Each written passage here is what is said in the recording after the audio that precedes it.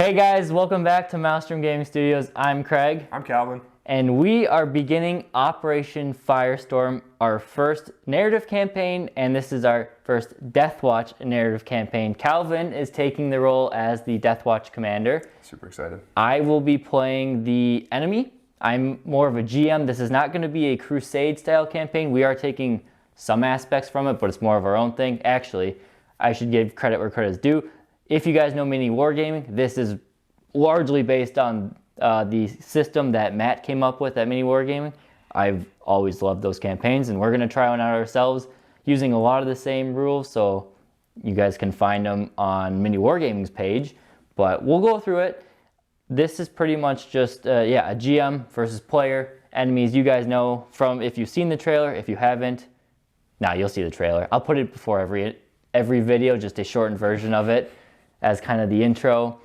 So Calvin's going to go through and he's going to give us a rundown on each of his 5 members, and then after that we're going to talk over how the rules work, and you also see a narrative, kind of a summary of what's happening in this campaign, why Operation Firestorm is a thing.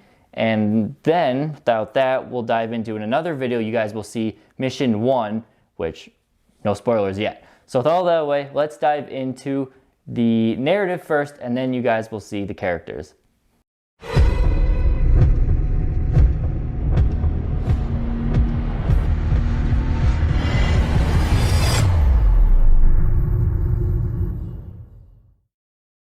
Our kill team is called Kill Team Sullus, and it consists of 5 members. Leading our kill team is Proximan Sullus. He is an Ultramarines librarian. He was awarded the name Sullus upon his ascension to Primaris. The name honors a hero of the fall of Kelth during the Heresy. Proximan is a veteran of the Indomitus Crusade. He was there at the first mustering for the coming of the Crusade. Sullus served the Crusade for the entire 12 years, leaving only when Guilliman dispersed his forces across the Imperium. With his expertise in Xenos, it seemed an obvious choice to send him to the Deathwatch. To the Deathwatch, awesome. And now let's go over a little bit of who his stats Sullus has. Has a Force Sword and a heavy bolt pistol for weapons. He has the Psychic Hood that all librarians have. He will be manifesting 2 powers and denying 1 every turn. He is an Ultramarine, so he comes with the chapter tactic that Ultramarines have. And his psychic powers will be Might of Heroes, Psychic Fortress, and of course, Smite. Awesome, all right. So that is Sullus. Second in our kill team, we have Sergio Verdugo. He is a Crimson Fist intercessor. Sergio is another Indomitus Crusade veteran. His first action was to liberate the world of Rin from the besieging demons, serving alongside the newly minted Primaris brothers in saving his chapter. Following the battle, he was chosen to join the Deathwatch, and he is one of the first Primaris Marines to be chosen to do so. So, Sergio, our Crimson Fist intercessor, has a heavy bolt pistol and bolt rifle. And being a Crimson Fist, he will have the Crimson Fist chapter tactic. So the Crimson Fist chapter tactic is when shooting at or fighting a unit with 3 or more models, vehicles, or monsters, add 1 to the hit roll. When using bolt weapons, unmodified hit rolls of 6 score an additional hit. All right. It'd be quite useful. Is Sergio, right? Sergio? Yep. Okay. Sergio Verdugo. So third in our squad is Ekkel Gren. He is a Salamander Hellblaster. Gren is an exile of the Salamanders. He was sent here in shame, as his brothers prefer weapons of flame and melta, but Gren's blood runs hot like plasma. And so he found a love with his plasma incinerator. So as stated, Ekkel Gren is a Hellblaster, which means he will be carrying a heavy plasma incinerator into battle. It has 2 different fire modes, standard and supercharge. The big difference being a strength gain and a gain of damage. As a Salamander, his chapter tactic is that he will be able to reroll a single hit and wound roll when shooting or fighting, and he will treat AP-1 weapons as AP-0. Fourth in our lineup is Kargir Snowskull. He is a Space Wolf Primaris Assault Marine. Kargir Snowskull earned his nickname as his brothers in the rout believe his head is full of snow. Kargir is a veteran with experience in combat prowess to match any of the Jarl's Wolf Guard, though his reckless behavior has seen him remain a Bloodclaw throughout his career. Following the massacre of Kargir's squad by some Eldari, he was a lone wolf and was thus an easy choice to send to the Death Watch when it came time for the Space Wolves to send their tribute. Kargir Snowskull, our Primaris Assault Marine, is armed with an Astartes chainsword and a heavy bolt pistol. So as a Space Wolf, he will have their chapter tactic, which is if this model was charged, or heroically intervened this turn, he will be adding 1 to his hit rolls, 1 to his attacks for that fight phase. He can heroically intervene up to 6 inches instead of 3. So last, but so very not least in Kill Team Sullus, I almost said Snowskull, is our Blood Angel Primaris Outrider, Santius Haneth.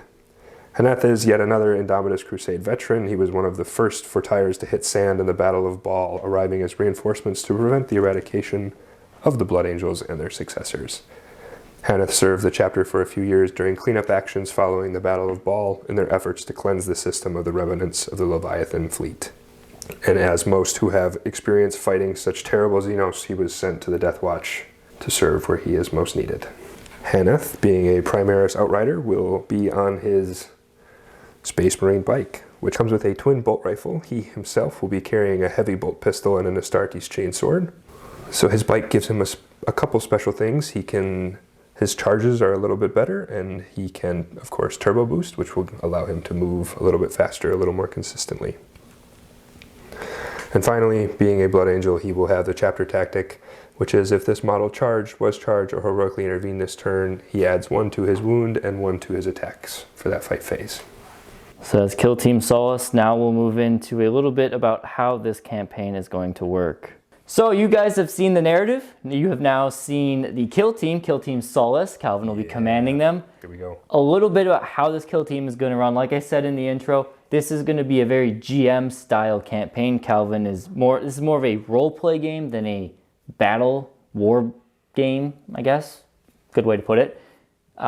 There are rules that we're not going to know all of them in detail, but things, so as you saw, Calvin's, they're not standard Marines. They're not 2 wounds apiece or whatever they have. There are some liberties we have taken, as in, I believe 4 wounds apiece on all of them, except for 5 on your biker and your leader. Just because they gotta be tougher. They are taking on armies themselves, so we'll be displaying it that way. There will be some other things you'll see, as in weapons will be getting upgraded throughout the campaign. Cool. They themselves will be getting upgraded. They will earn experience depending on missions they do, models they kill, wounds they damage, things like that will grant them experience. There are upgrade trees for them. They can get, extra stats, extra abilities, anything like that could pop up. Whole tree, again, we won't cover the whole thing, just kind of explaining how this is going to go. So if you do want to look and see, I will try and link it to our video, but if not, it'll be on Mini Wargaming, and I'll put in the description specifically what rules we're following. You guys can look at all those trees. They have limitations about who can get what upgrades, and it's a very simple system, but I really like it, so we're going to play out that way. So I think that's all this out of the way. This has been our little prologue.